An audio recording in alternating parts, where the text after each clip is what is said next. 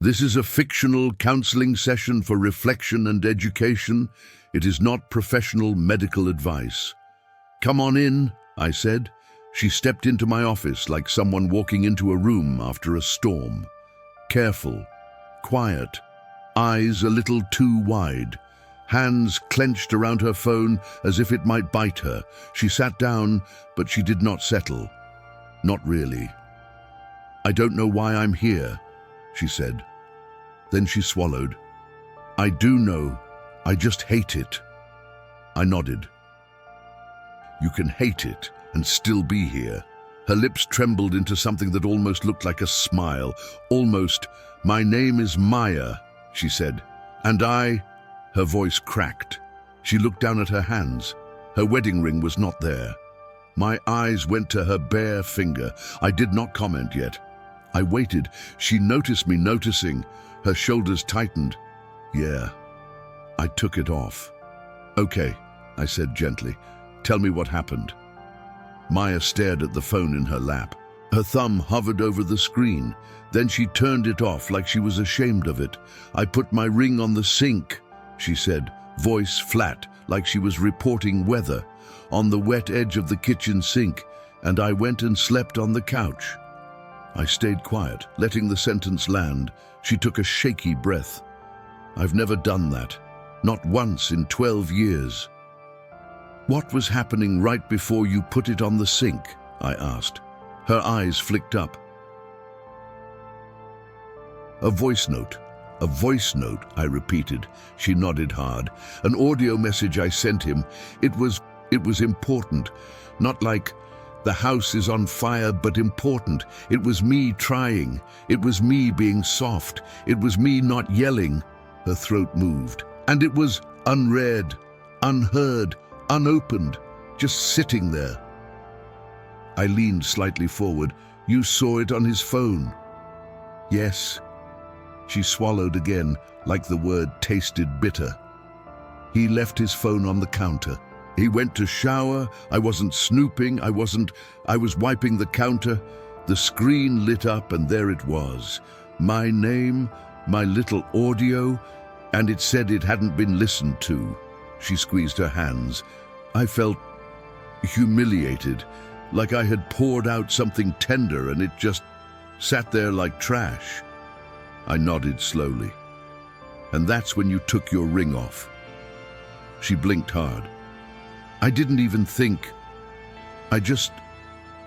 My hand went to it, like it wasn't mine anymore. A silence stretched. It was thick but not empty. It had meaning. I said, Maya, before we go anywhere else, I want to honor how heavy that felt. A tender reach towards someone you love, and it landed on the floor. Her eyes filled. She nodded once. A small yes. I asked, when you saw that voice note unopened, what did your mind say? What was the first sentence that flashed across your inner screen? Her mouth opened, then closed. She looked embarrassed by her own mind. It said, she whispered, you don't matter. I let that sit. And then, she added, voice sharper, it said, of course. Of course he didn't listen. Why would he? You're too much. Her shoulders lifted like she was bracing for impact. I said, so the moment wasn't just an unread voice note. The moment was your brain translating that into a story. She frowned. A story? Yes, I said. And we're going to slow it down because the brain is fast. It does not ask permission. It interprets. It assigns meaning. It tries to protect you. She stared at me. Protect me? Sometimes, I said softly. It protects us in ways that hurt us. Maya's eyes dropped again.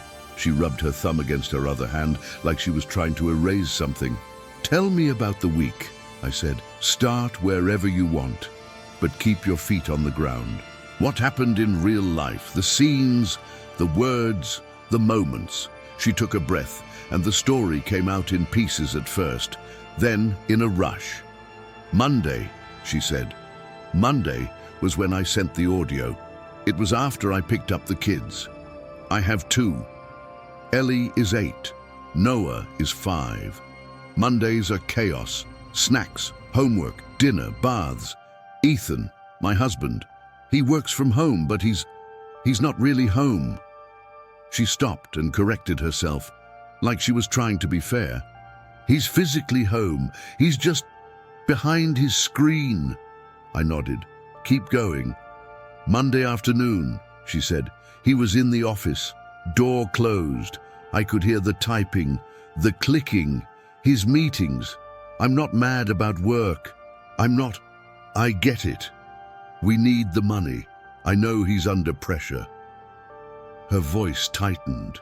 But then he comes out and the laptop closes and the work ends, and instead of coming into the family, he goes straight to the couch with his phone.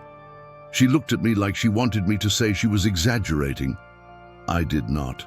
So I didn't say anything, she continued. I did what I always do. I told myself, he's tired, don't make a thing. But I felt the loneliness. It's like you're standing next to someone you love and there's glass between you. She blinked, surprised by her own metaphor. Anyway, the kids were finally in bed. I was in the kitchen cleaning, and I thought, if I try to talk right now, he'll say he's exhausted. So I sent a voice note because it felt less confrontational, less needy. I said, hey, can you meet me for 10 minutes tonight? I miss you. Her voice broke on the last 2 words. I miss you, I repeated softly. She wiped her cheek quickly, like she was annoyed at her tears. He didn't respond, not that night, not the next day. And you didn't bring it up, I guessed. She gave a small laugh that had no humor. Of course I didn't. Why not? I asked.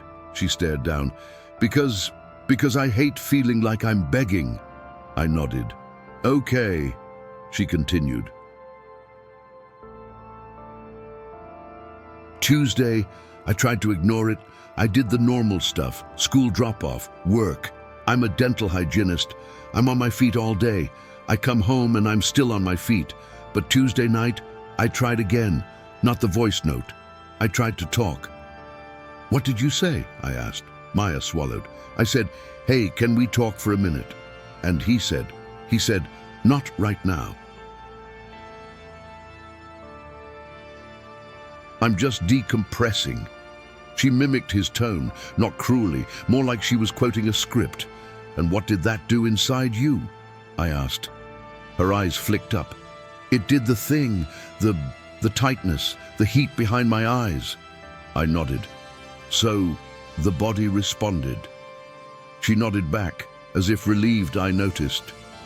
Wednesday was worse, she said. Wednesday I was already on edge. Ellie had a meltdown about a project. Noah spilled juice on the rug.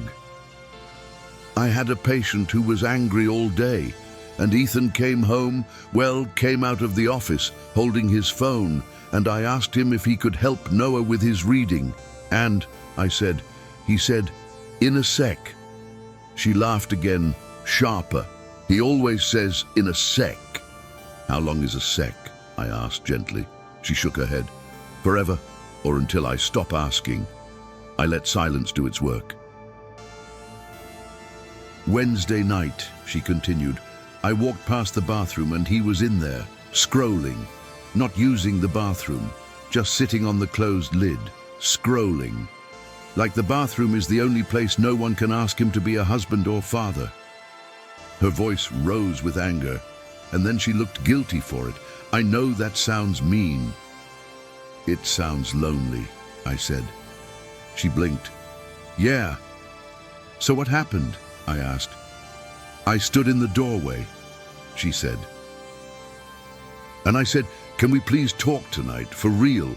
And she inhaled sharply. He didn't look up. He just said, Maya, not now. Her eyes flashed with something. He said my name like I was the problem, like I was an interruption. And that night, I asked, that night I got in bed and I just stared at the ceiling and I thought, I am married and I am alone. I stayed with her. I did not rush to fix it. She looked at me with pleading frustration. And then Friday happened. "Tell me Friday," I said. "Friday," she said. "We had plans, not like a date night out, just after the kids went to bed. We were going to sit together. I even bought his favorite sparkling water, the lime one. I put it in the fridge. I set it up like a peace offering." She paused. "I hate that I do that." "What do you mean?" I asked. "I mean," she said, "I make it easy for him to show up. I make everything easy. I try to be low maintenance. I try to be pleasant. I try to not need." Her voice went small. "But I do need." I nodded slowly. "Yes, you do. That's human." She stared as if she did not believe she was allowed. "So Friday night," she continued, "the kids were asleep. I sat on the couch. No TV, just waiting. He came in. He sat next to me. He had his phone. I asked him to put it down." "What exactly did you say?" I asked. She took a breath. I said, "Can you put your phone down for 10 minutes? I just want you." She said it with a whisper, like it was too intimate to speak. "And he said," I asked. "He said, 'Sure.'" She huffed. "But he didn't. He set it down, face up, and it lit up every 10 seconds. And he kept glancing like his eyes were on a leash." I nodded. "And then," she said, "his phone buzzed and he picked it up. And he said, 'Just a second,' and then he was gone." Not physically, but mentally. He was smiling at something on the screen. Smiling. Her eyes burned with humiliation. "He hasn't smiled at me like that in months." The room got quiet. "That smile," I said carefully, "felt like proof." She nodded hard. "Yes, like evidence." I said, "So your mind gathered the evidence and made a verdict?" She stared. "Yes." "And Sunday?" I asked. "Sunday, he promised," she said. "Saturday morning, I tried to talk again. I said, 'We need to talk. This is not okay.' And he said, 'I know, Sunday morning, we'll talk.'" She scoffed. Sunday morning came. He slept in. The kids were loud. I got them breakfast. I cleaned. He came out around 11 and said, "I'm starving." Like nothing happened, like I didn't exist. Her voice shook. And that night he went to bed early, and I saw the voice note. I saw it, unopened, and I just snapped. I watched her hands. They were twisting, pulling invisible threads. "Maya," I said, "I want to name something very important. What you described. This isn't just about a device. This is about presence. And presence is one of the main ways love feels real." She nodded, tears spilling now without permission. "And I also want to name something else," I continued. "When you said, 'I'm married and I'm alone,' your nervous system believed it. Your body believed it." She nodded again, small. "Now," I said, "I'm going to ask a hard question, but it's a helpful one. When you put your ring on the sink, what were you trying to accomplish? Not consciously. Deep down, what was that action trying to do?" She blinked like she had never asked herself that. She hesitated. I think I wanted him to feel it." "Feel what?" I asked. "The loss," she said. The seriousness." I nodded. "So it was a signal." She looked ashamed. "It was dramatic. It was communication," I said gently. "It may not have been the kind you want to rely on, but it was your soul trying to say, 'This matters. Please see me.'" She stared at me, and her face softened slightly. I said, "And the voice note, unopened, became a symbol." Her eyes dropped to her phone again. "It's stupid." "It's not stupid," I said. "The symbol makes sense. Your mind takes a concrete object and uses it to represent an emotional truth. Unheard, unseen, unwanted." her lips pressed together. "Unwanted," she whispered. I leaned back slightly. "Before we go further, I want to invite something, not pressure, an invitation. Would you be willing to tell me what you are most afraid is true?" Her eyes darted around the room like she was looking for a door. "This is the part I hate," she said. "I know," I said. "But this is where healing starts. Truth, gently." She inhaled, and the words came out like she was ripping off tape. "I'm afraid," she whispered, "that he doesn't like me anymore." The sentence hung in the air like fog. "And," she added quickly, "I'm afraid it's my fault, like I became boring, like I became a mom and not a woman, like I let myself go, like I nag, like I'm not fun." She looked at me, desperate. "And then I think, if he doesn't like me, then he doesn't want me. And if he doesn't want me, then—" She stopped. Her throat squeezed. "Then you're going to be abandoned," I said softly. Her eyes flooded. She nodded. "Yes." I stayed quiet for a moment. Then I said, "Maya, I want to slow this down and map the cycle, because when we can see the pattern, we can change it.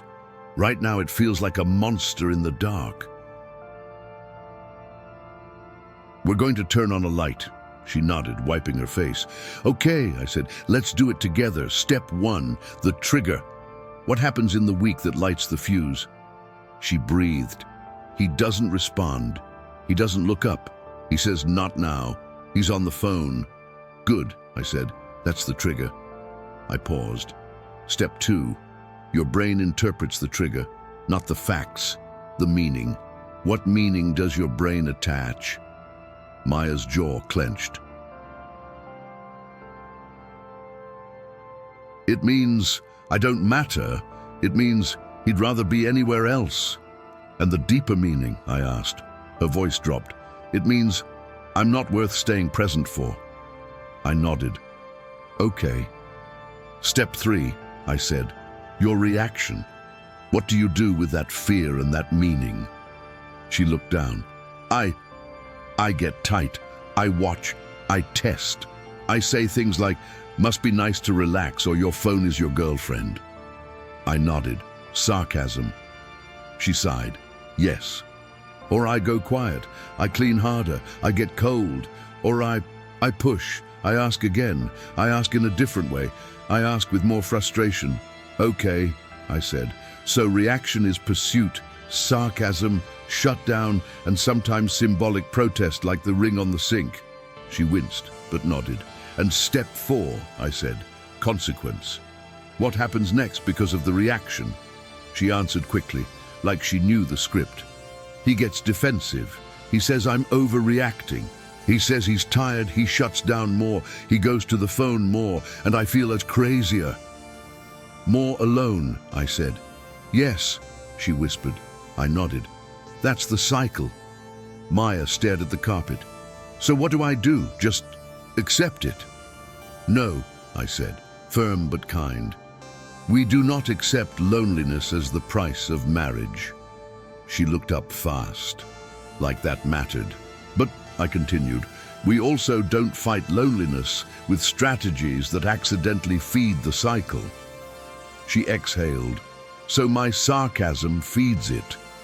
"It can," I said, "because if his nervous system already feels pressure or inadequacy, sarcasm feels like attack, and then he protects himself by disconnecting." She frowned. "So I'm just supposed to be sweet while he ignores me?" I shook my head. "No, that's not what I'm saying.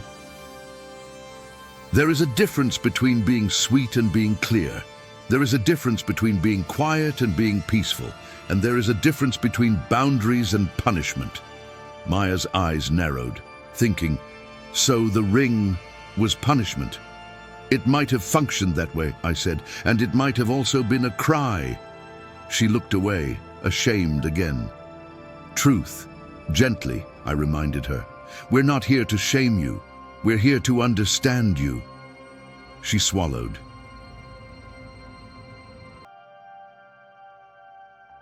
I asked, Maya, has this feeling, this unheard, unseen feeling shown up before in your life? Not with Ethan, before him.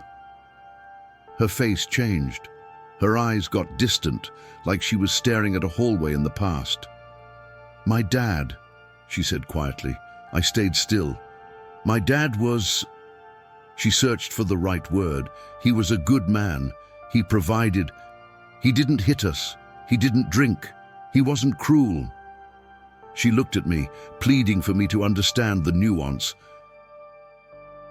He was just gone. Gone how? I asked. He was in the house, she said, but he was gone. He worked long hours. And when he was home, he watched TV, or he read the paper, or he fell asleep in the recliner. I remember trying to talk to him about school. Her throat tightened. I would sit on the arm of the recliner and tell him about something I drew, something I made, and he would say, uh-huh. He would say, that's nice. She blinked rapidly. But he wasn't there. His eyes were on the TV. She laughed bitterly. I think I learned early that if you want love, you don't ask for it too loudly. I nodded, because asking felt like rejection. She nodded back. Yes, and if I pushed, if I got upset, my mom would say, stop bothering your father, he works so hard. Her shoulders hunched. So I stopped. I learned to be low maintenance. There it was.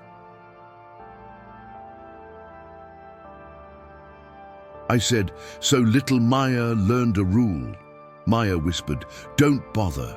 Don't bother, I repeated. And what else? Her eyes went wet again. If he doesn't listen, it's because I'm not interesting. I nodded slowly. So the brain took a child's conclusion and stored it as truth. Maya looked at me like she was seeing the connection in real time. So when Ethan doesn't listen, your brain pulls the old file, I said, and it plays the old message. You don't matter. You're not worth attention, she whispered, and I become 8 again. I nodded. Yes, she put a hand over her chest. I hate that.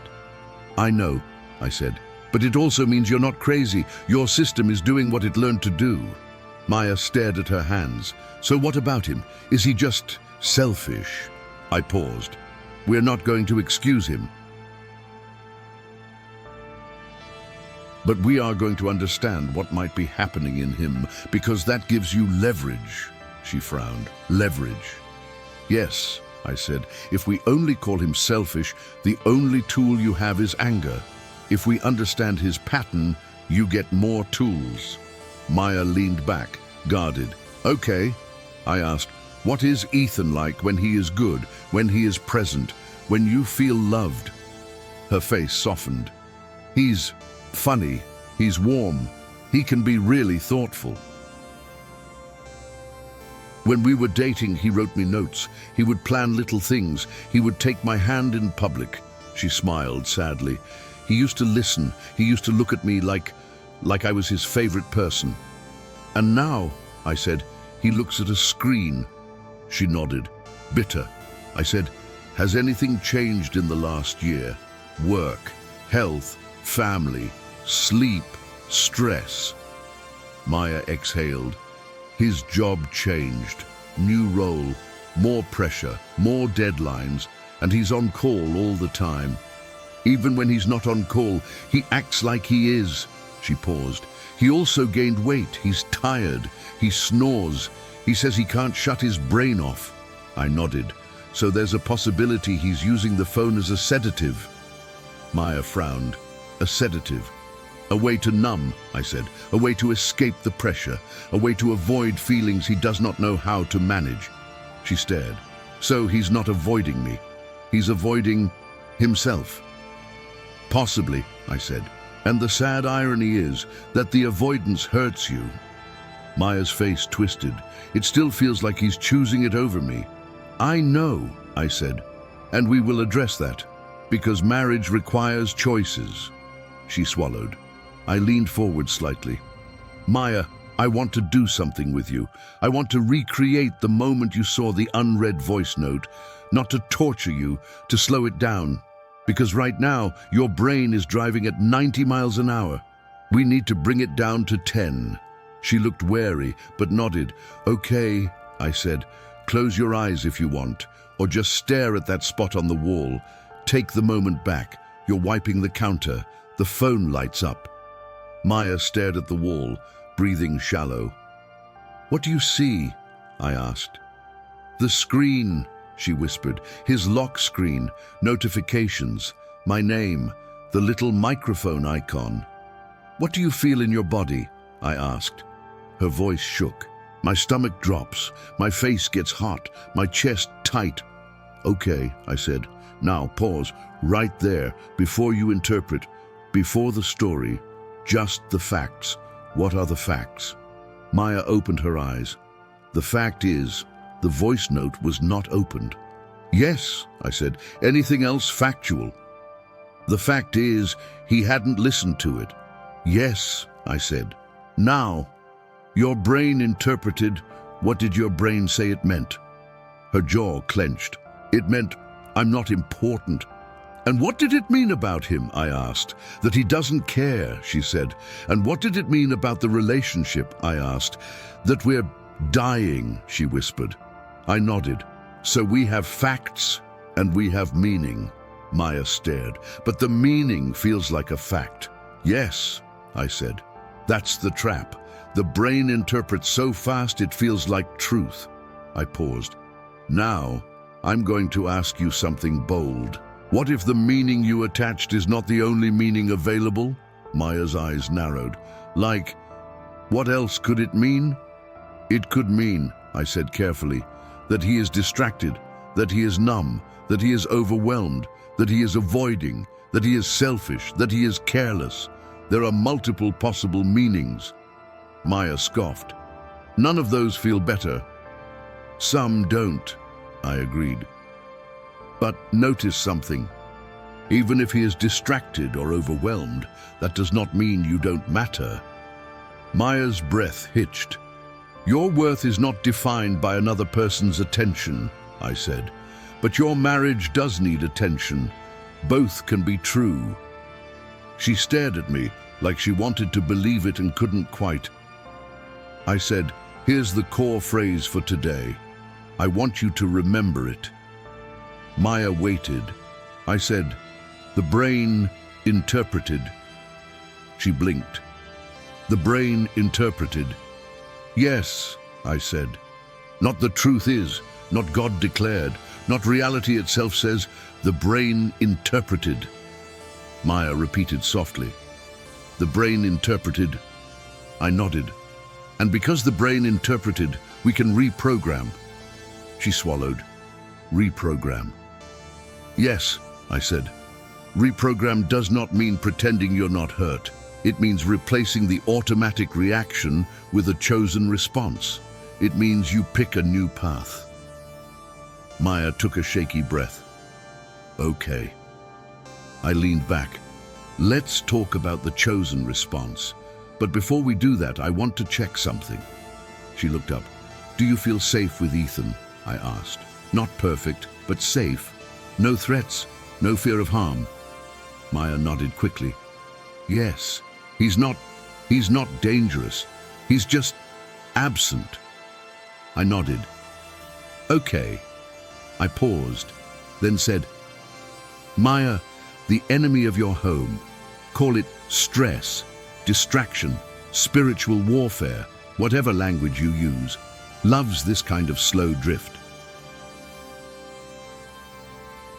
Not a big explosion, just a steady leak. It's quiet, it's invisible, and it destroys intimacy. Maya's eyes softened. She exhaled. That's exactly what it feels like. Right, I said. And the way we fight a quiet drift is with intentional presence, with truth, with humility, with boundaries, with repair. Maya stared. Repair. I nodded. Not repeat, repair. She looked down at her bare finger. I want that. Good, I said. Now we're going to build it, I asked. When you try to talk to Ethan, how does it usually start? Maya's face tightened. Usually it starts when I can't take it anymore. Right, I said. So your attempt begins at a 7 or 8 emotionally. She nodded. Yes. And his nervous system hears that as, I said, danger. Maya sighed. So he shuts down. Yes, I said. This is a common dance. One partner pursues because they feel alone. The other shuts down because they feel pressured. The pursuer feels more alone and pursues harder. The shutdowner feels more pressured and shuts down more, Maya whispered. That's us, I nodded. Now, this is not about blaming, it's about naming. Maya's eyes filled again. But I feel crazy. You feel activated, I corrected gently. Your nervous system is screaming, connection is threatened, and connection is survival to the human brain. She nodded. Here's a retention question, I said softly. When you were a little girl and your dad was in the recliner and you felt unseen, what did you do? Did you protest? Did you beg? Did you go quiet? Maya stared into the past. I went quiet, I nodded. So you learned to swallow your needs. She nodded.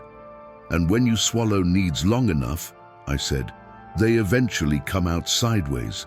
Sarcasm, protest, the ring on the sink. Maya's lips trembled. I hate that you're right, I offered a small smile. Truth, gently. She took a breath and laughed softly through tears. Okay, I leaned forward again. So let's reprogram. The first part of reprogramming is a new interpretation, not a lie. A new interpretation that is true. Maya looked skeptical. What could be true? I said. Here's one option. When he's on the phone, the truth might be he is coping in a way that is hurting us. Maya swallowed. And another truth, I continued, is I am allowed to ask for presence. Her eyes widened slightly. And another truth, I said, is I can ask in a way that invites rather than accuses. Maya frowned. But if I invite, what if he says no? I nodded. That's why reprogramming has 2 parts, invitation and boundary, clarity and consequence, not punishment, consequence. Maya sat very still. Let me show you, I said. Right now your brain says, if I ask, I will be rejected. So you either avoid asking or you ask with anger to protect yourself. She nodded. But we want a third option, I said. We want you to ask clearly, early and calmly. And if he cannot meet the request, you don't explode. You create structure. You set a boundary that protects your heart. Maya whispered. How? We're going to practice, I said. Maya looked terrified. That's okay, I said. We practice in here so you can do it out there. She nodded slowly. Okay, I said. Imagine it's tonight. The kids are asleep. Ethan is on the couch with his phone. You feel the loneliness rising. In the past, you might make a sarcastic comment or you might swallow it until you explode. Tonight, you're going to do something different. Maya stared at me. Like what? Like this, I said. You walk over. You keep your voice steady. You say, Ethan, I need 10 minutes of your attention tonight. No screen. Can we do it at 8:30 or 9? Maya blinked. That's so direct. Yes, I said. Direct is kind. Indirect is confusing. She swallowed. And then, I continued, if he says not now, you do not plead. You say, okay, I hear you. When can you do it? I need a time. Maya stared. And if he doesn't give a time? Then you give a boundary, I said. You say, okay, I'm going to take that as a no tonight. I'm going to take care of myself, but I want us to schedule this tomorrow. This matters to me. Maya's face tightened. That still feels like begging. I shook my head. It's not begging, it's leadership. You are leading your relationship toward health. Maya looked uncertain. I said, "Begging is when you diminish your worth to get love. Leadership is when you speak truth and create structure." She exhaled, and then I added, "This is where Ethan has responsibility, because if he repeatedly refuses presence, you will need bigger boundaries, but we start with the smallest effective step." Maya nodded slowly. I said, "Now, I want to talk about the voice note itself, because that symbol is powerful. When you sent that audio, you were trying to be gentle, and you were." Maya's eyes softened. "I tried." "Yes," I said, "and your attempt matters. But here is a tough truth.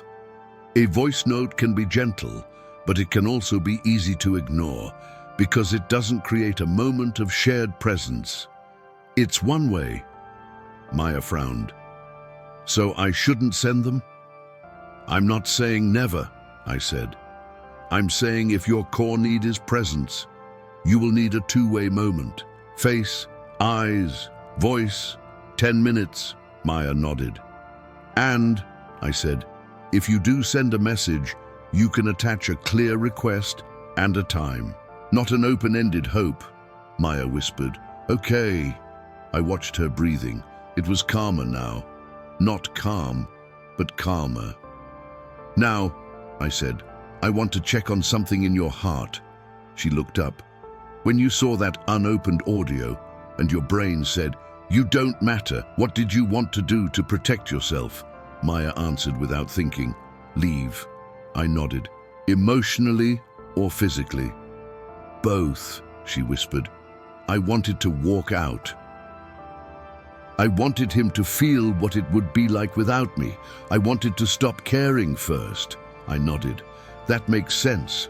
If you stop caring first, you can't be abandoned." Maya's eyes widened.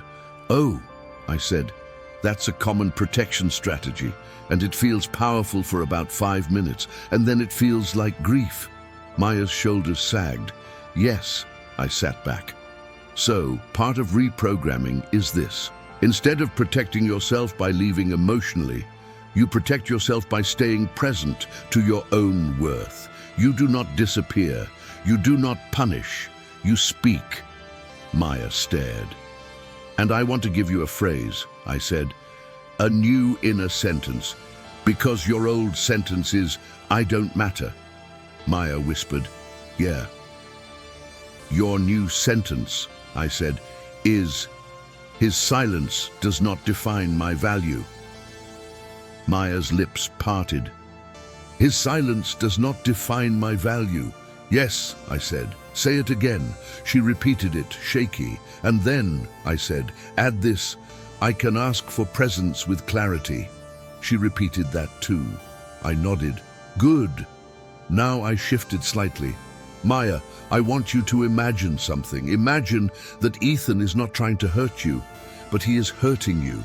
Imagine he is coping badly. Imagine he is numb. What would it look like to approach him with both truth and gentleness?" Maya sighed. "I don't know. We practice," I said. She swallowed. "Let's do a role play," I said. Her eyes widened. "Right now?" "Yes," I said. "You're safe here." She exhaled. "Okay." "Pretend I'm Ethan," I said. "I'm on the couch. I'm scrolling. You're walking up." "Start." Maya's hands clenched. She took a breath. "Ethan," she said softly, and then her voice got tight. Can you please put your phone down?" I held up my hand. Pause. She froze. "Notice your wording," I said gently. "It's polite, but it's vague. Your brain is trying to avoid rejection, so it says, 'please,' and it leaves the request open-ended." Maya frowned. "So I should be less polite." "Not less polite," I said. "More clear.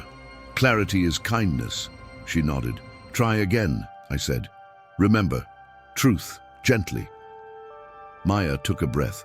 "Ethan," she said, steadier, "I need 10 minutes with you tonight. No phone. Can we do it now or at 9:02? I nodded slowly. "Good." Now I answered as Ethan, in a tired tone. "Maya, not now." I'm exhausted. Maya's face tightened. She was about to argue. I raised my hand again. Pause. This is the moment where the old cycle tries to grab you. She nodded, jaw clenched. Your brain wants to interpret, I said.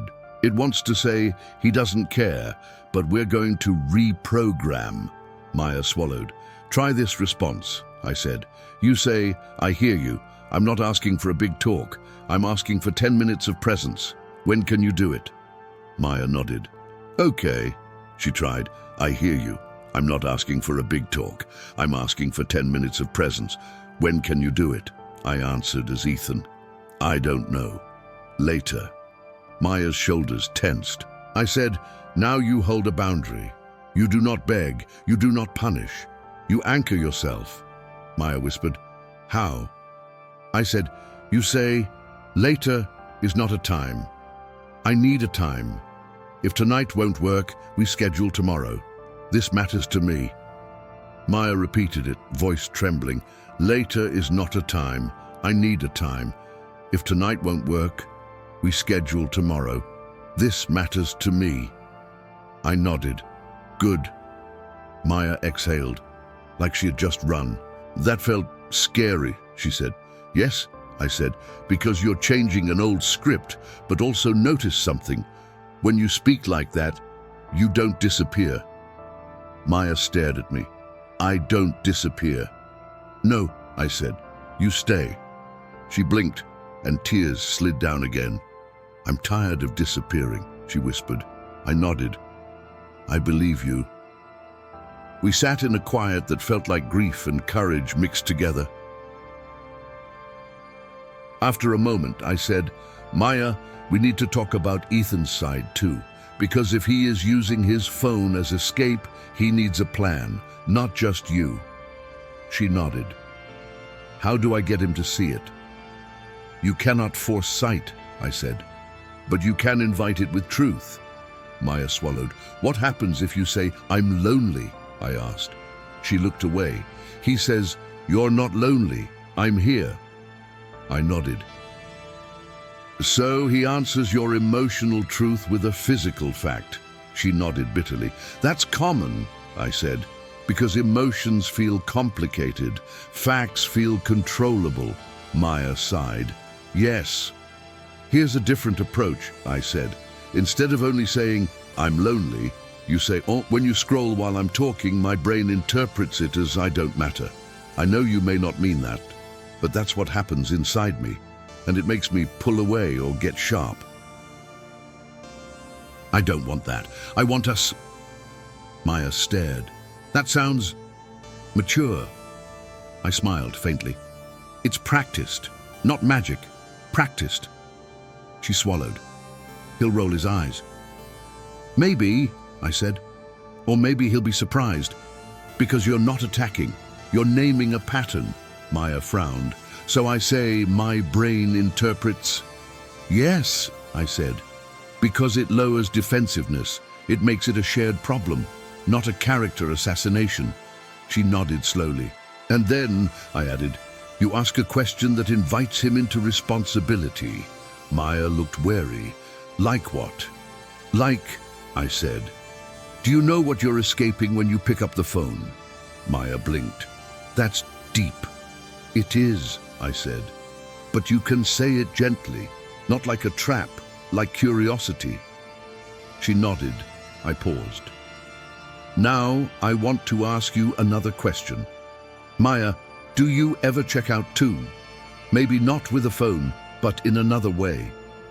She stiffened. I mean, I watch Netflix at night. I nodded. Anything else? She hesitated. I doom clean. I raised my eyebrows slightly. Doom clean. She laughed through tears. I clean when I'm anxious. Like if I keep moving, I don't have to feel. I nodded. So both of you have escape strategies. His is the phone. Yours is control through cleaning. Maya's face softened with recognition. Yes. And the goal, I said, is not to shame the coping. It's to replace it with connection. Maya nodded. I leaned back and took a breath. Let's recap, because your mind is holding a lot right now. Maya looked at me. Here's what we know, I said. This week, the trigger was Ethan's lack of presence, especially through the phone. Your brain interpreted that as, I don't matter, and I'm being replaced. Your reaction was pursuit, sarcasm, withdrawal, and symbolic protest. The consequence was more distance. Underneath, this touches an old wound from childhood, feeling unseen by your dad and learning the rule, don't bother. Maya nodded slowly. Her face looked calmer, hearing it summarized. And the path forward, I said, is reprogramming. New interpretation. His silence does not define my value. New response. Clear requests early. Invitation plus boundary. Not sarcasm, not disappearance. Maya exhaled. Okay, I asked. How is it landing? She stared at her hands. It makes sense, and it makes me sad. Why sad? I asked. Because, she whispered, I realize I've been doing this for a long time. I've been trying to earn attention. Like if I do everything right, someone will finally look at me. Her voice cracked. That's exhausting. Yes, I said. And it's also a heavy burden to put on a marriage, because a marriage is not a performance. It's a covenant. Maya looked up, her eyes were soft, and I added, you are not meant to carry that alone. She nodded. Now I let the room breathe for a moment. Then Maya's face tightened again, like a new thought had arrived. But what if, she said, what if he really doesn't care? What if it's not stress? What if he just likes his phone more than me? I nodded slowly. That's a real fear. She leaned forward, desperate, because I see him laugh at memes. I see him answer other people. He answers his friends. He answers Slack. He answers everything except me. Her eyes burned. So tell me how that's not personal. I took a breath. Maya, sometimes it is personal. Presence is a choice. And if he can choose presence for other things and not for you, that does matter. Maya's eyes widened, like she expected me to dismiss her, and I didn't.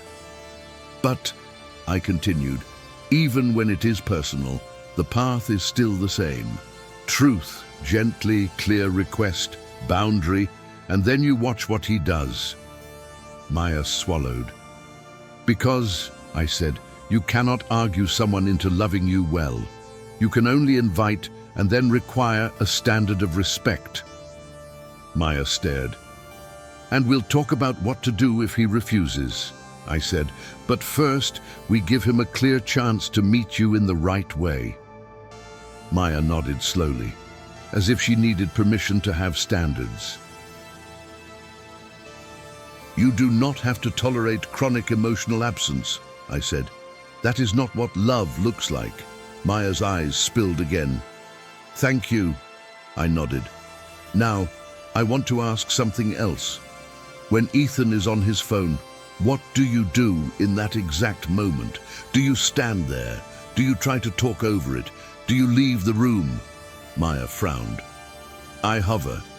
Tell me what you mean, I said.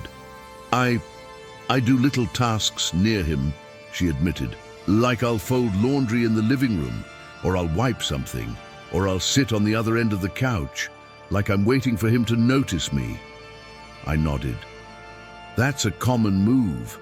It's a silent bid for attention. Maya looked ashamed. It's pathetic. It's human, I said, and it's also ineffective. She sighed. Yeah. So, I said, part of your reprogramming is you stop hovering. Hovering makes you smaller. Clear asking makes you stronger. Maya swallowed. And if he can't respond, I continued, you do not sit there bleeding quietly. You take care of yourself. You go read. You call a friend. You journal. You pray. You go to bed, not as a punishment, as self-respect. Maya nodded. Self-respect is attractive, I added, not because you're playing a game, but because you are standing in your God-given dignity. Maya's face softened. Okay, I paused. Now, I want to bring Ethan into the room for a moment, not literally, but emotionally. Maya, what do you think Ethan would say if he were sitting here? If I asked him, why are you on your phone so much? Maya rolled her eyes. He'd say, it's not that much. I nodded. What else? He'd say, I'm stressed. I'm tired. I just need to zone out. I nodded again. Okay, and if I asked him, what happens inside you when Maya asks for connection? Maya's face changed. She thought harder. I think, she said slowly, he feels like he's failing, like he's not enough, like he can't do it right. I nodded. That's important. She looked at me, surprised. You think so? Yes, I said, because if he hears your request as you're failing, he will avoid it. Maya swallowed. So he's not just lazy. Maybe not, I said. Again, we don't excuse, we understand. Maya nodded slowly. I leaned forward. Maya, tell me about Ethan's childhood. She hesitated. His dad was critical, not abusive, but nothing was good enough. Ethan got straight A's and his dad said, why not A+? I nodded. So Ethan learned a rule too, Maya whispered. Don't fail. Yes, I said. So when a relationship conversation feels like a test, he avoids it. And when he avoids, you feel abandoned. And then you press, and then he feels more tested. Maya's eyes widened. Oh my gosh, I nodded. This is how two good people can hurt each other. Maya covered her mouth, crying quietly. We're not trying to hurt each other. I believe that, I said, but intention does not erase impact. She nodded. Truth. Gently, I said again. This is the mantra for you. Maya nodded through tears. Now I shifted. I want to give you a concrete plan for the next 7 days, but before I do, I want to equip you with one more tool. Maya wiped her face. Okay. The tool is called repair, I said. Repair is not a big dramatic apology. Repair is small and consistent. It says, we come back. Maya whispered, we come back. Yes, I said. And repair has a simple 3-step script. Ethan can learn it, and you can too. Maya nodded. I said, Step 1, I understand how that affected you. Step 2, I'm sorry I did Shaq more. Step 3, next time, I'll, Maya repeated quietly. I understand how that affected you. I'm sorry I did Shaq. Next time, I'll, I nodded. Good. And you can use it too, I added, because you'll make mistakes, you'll get sharp, you'll protest, and you can repair quickly. Maya exhaled. That feels hopeful. It is, I said. It's not perfection. It's returning. Now Maya's phone buzzed softly in her lap. She flinched. I watched that reaction. You okay? I asked. She looked embarrassed. It's just my phone. Workgroup chat. I nodded slowly. Notice that. Even the sound of a notification is activating. The phone has become a symbol of intrusion. Maya looked down. Yeah. I'm going to ask a small but important question, I said. In your home, does the phone live face up or face down? Maya blinked. Face up, I nodded. That matters. Face up is like saying, anything can interrupt us. Face down is saying, you matter more than the world for this moment. Maya stared like she had never thought of it. I said, sometimes the smallest physical choices change the emotional climate. Maya nodded. Okay, I said. Now, the 7-day plan, but I want it to be something you can actually do, not a fantasy. Maya leaned forward, ready. Day 1, I said. You are going to ask for a 10-minute no-phone connection, and you will attach it to a specific time. Maya nodded. And, I said. You will start with this sentence. I miss you. Maya's eyes widened. That feels vulnerable. Yes, I said, but it's also disarming. It's not accusation, it's longing. She swallowed. Your full request, I continued, might sound like this. Ethan, I miss you. I need 10 minutes with no screens tonight. Can we do 8:30? Maya repeated it in her head. Day 2, I said. You will ask him a curiosity question, not a trap. A curiosity question. When you grab your phone, what are you trying not to feel? Maya grimaced. He'll hate that. Maybe, I said, so you can soften it. I'm not trying to psychoanalyze you. I'm trying to understand what's happening inside you when you reach for the phone. Maya nodded slowly. Day 3, I said. You will share the phrase, my brain interpreted. You will say, when you scroll while I'm talking, my brain interprets it as I don't matter. I know you may not mean that, but that's what happens inside me, and it triggers old stuff. Maya nodded. Day 4, I said, you will create a micro-boundary, a simple one. If you need to decompress, tell me, I need 20 minutes and I will come back, and then you come back. Maya blinked. That would change everything. Yes, I said, because the worst part is the uncertainty, the disappearing. Maya nodded hard. Yes. Day 5, I continued. Each of you will do one small act of repair. Not a gift, not a grand gesture, a small repair. It can be a note, a touch on the shoulder, a sentence, I'm sorry I checked out, I'm here now. Maya smiled faintly, watery. Day 6, I said. You will review, 5 minutes. What worked, what didn't. No attacking, just data. Maya nodded. Day 7, I said. You will do a mini date at home. 20 to 30 minutes. No screens, a drink, a dessert, a deck of questions if you want, or just music. And each of you will say one specific gratitude about the other. Maya's face softened deeply. That sounds nice. It is, I said, and it's doable. Maya exhaled. But what if he refuses? I nodded. Then the plan becomes information. She stared. Information. Yes, I said. If you ask clearly and he refuses repeatedly, that tells us something. And then we talk about next steps. Couples counseling, agreements, stronger boundaries. But we don't jump there first. We start with clarity. Maya nodded slowly. I leaned back. Now, I want to make something very practical. Maya, what is one sentence you wish Ethan would say to you this week? Maya's eyes filled instantly. I'm sorry. I nodded. Anything else? I miss you, she whispered. I nodded again. Okay, now, what is one sentence Ethan probably wishes you would say? Maya frowned. She thought, I understand you're tired, she admitted. I nodded. Good. So there's a longing on both sides, Maya sniffed. But we're missing each other. Yes, I said. And that's why this matters. You're not enemies. You're hurt partners, Maya breathed. I said, now I want to do one more role play. But this time, you're going to practice the repair script, because if you do have a conversation, it may get messy, and repair keeps it from becoming a war. Maya nodded.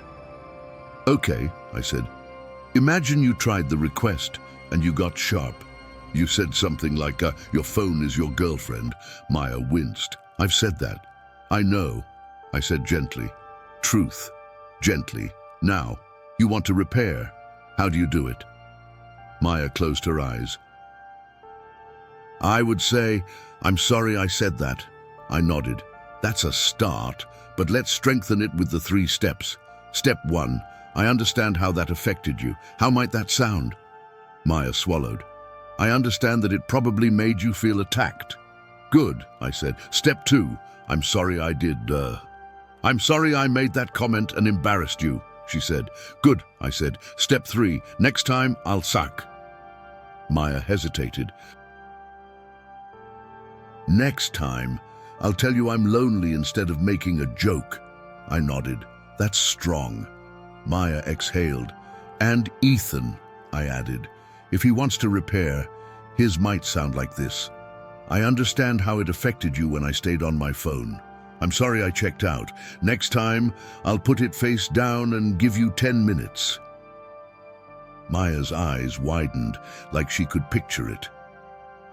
That, she whispered, would feel like coming home. I nodded.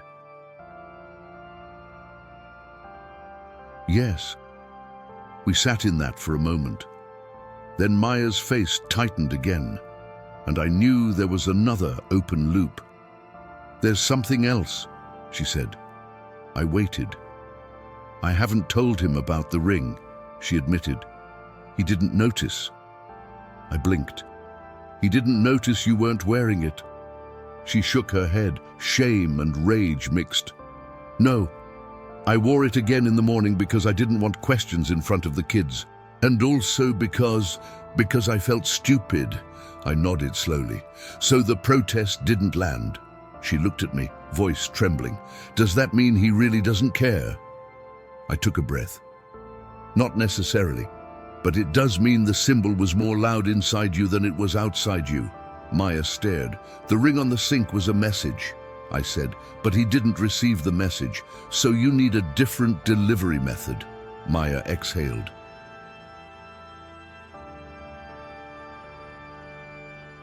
Androm, I continued, I want you to hear this. You do not have to make dramatic gestures to be taken seriously. You can use words. Maya nodded slowly. I want you to tell him, I said, not as a threat, as truth. I took my ring off last night because I felt so unseen that I panicked. I put it on the sink. I don't want that to be our story. I want us to come back. Maya's mouth opened slightly. She looked terrified.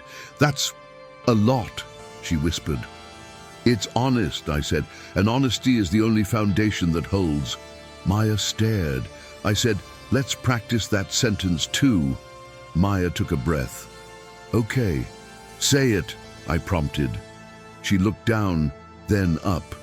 Ethan, I took my ring off last night because I felt so unseen that I panicked. I put it on the sink. I don't want that to be our story. I want us to come back. Her voice broke on come back. I nodded slowly. That's it. Maya wiped her face. Now, I said, I want to anticipate something. Ethan may respond with defensiveness. He may say, that's dramatic, or you're overreacting. If he does, you do not argue about whether your feeling is valid. You name the need. Maya nodded. You say, I continued, you don't have to agree with my feeling to care about it. Maya blinked. Wow. Yes, I said, and then you say, I need presence. Can we work on that? Maya nodded slowly. I leaned back. Maya, I want to ask something personal. Are you a person of faith? She hesitated, then nodded. Yes, I mean, I've been tired. We haven't gone to church much, but yes. I nodded. Okay. I feel guilty, she admitted. I shook my head gently. Guilt is not a good motivator for intimacy. Grace is. Maya's face softened. I ask because, I continued, when marriage is under stress, it's easy to believe the lie that you're alone, that it's just you. But you are not alone, and sometimes the spiritual battle is subtle. It whispers, he doesn't care, you don't matter, don't speak or explode. Maya's eyes filled. That is exactly what it whispers. I nodded. So we counter whisper with truth, Maya whispered, truth gently. Yes, I said, that's your weapon, not sarcasm, not silence, truth gently. She nodded. Now I checked the time in my mind. We were deep in the work, but we needed another recap soon, so her brain could hold it. Maya, I said, I want to recap again. And then I want to give you a simple homework statement to carry out of here. She nodded. Recap, I said. This week's pain was real.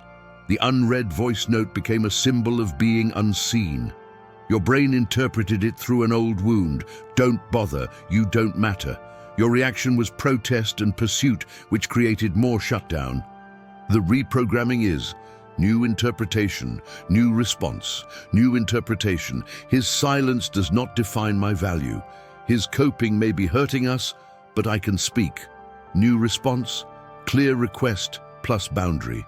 Practice repair, create micro-rituals of no-screen presence. Maya breathed out like she was relieved to have it organized.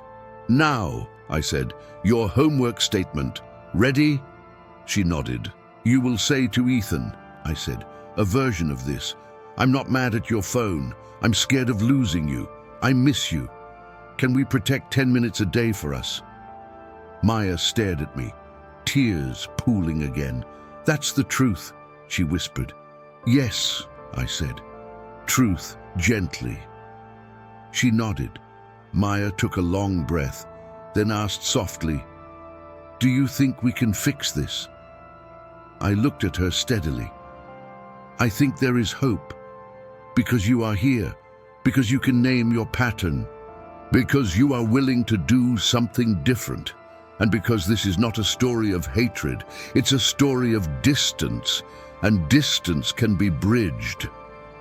Maya's shoulders dropped, like she had been holding them up for weeks. But, I added, it will require Ethan to participate. You cannot reconnect alone.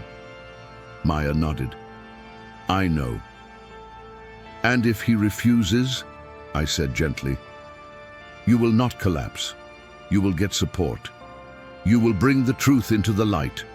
And you will protect your heart and your children from living in chronic emotional absence. Maya swallowed. Okay. I paused, then said, would you be willing to invite Ethan to come to a session, not as an accusation, as teamwork? Maya hesitated. Maybe, I think he'll say therapy is stupid. I nodded. Then you can frame it differently. I don't want to fight. I want tools. I want us to learn how to come back, Maya whispered. We come back. Yes, I said, we come back. She nodded slowly. Now I shifted to close the session with the required final elements, but I wanted it to feel natural. Maya, I said, before you go, I want to anchor you with something simple, a verse and a short prayer, not as a lecture, as a grounding. Maya nodded. Please, I said, there's a verse in James that says to be quick to listen, slow to speak, and slow to become angry. Maya closed her eyes as if letting it settle. That doesn't mean you never speak, I added. It means you speak from steadiness, not from panic. Maya nodded faintly. And, I said softly, it also means Ethan's calling is presence. To listen, to be quick to listen. Maya's eyes opened, wet. I want that. Okay, I said, let's pray. Simple, Maya nodded, her hands unclenched slightly. God, I said, give Maya a gentle heart and a clear mind. Help her break this cycle. Help her speak with love, listen with patience, and rebuild what has been damaged. Give her and Ethan wisdom to protect their marriage from distraction and distance. Bring peace into their home. Teach them to repair, not repeat. Amen. Maya exhaled, like her body had been waiting for that breath. She wiped her face, then looked at me. Thank you, I nodded. Remember your phrase. She whispered it back, as if making a vow. His silence does not define my value. And your mantra, I added. Maya swallowed, then said it with more strength than before. Truth, gently, I nodded. Good. She stood slowly, like she was leaving with a plan instead of a pile of pain. At the door, she paused. One more thing, I said, and she turned back. Yes? When you go home, I said. Don't try to fix 12 years in one night. 10 minutes, one request, one repair, one small return. We come back. Maya nodded, tears shining but calmer. We come back. She left. And if you're listening and this story hit a nerve, I want to hear from you. Team A says it was phone addiction and selfishness. Team B says it was fear, burnout, and shutdown. Which one do you think it was, and why?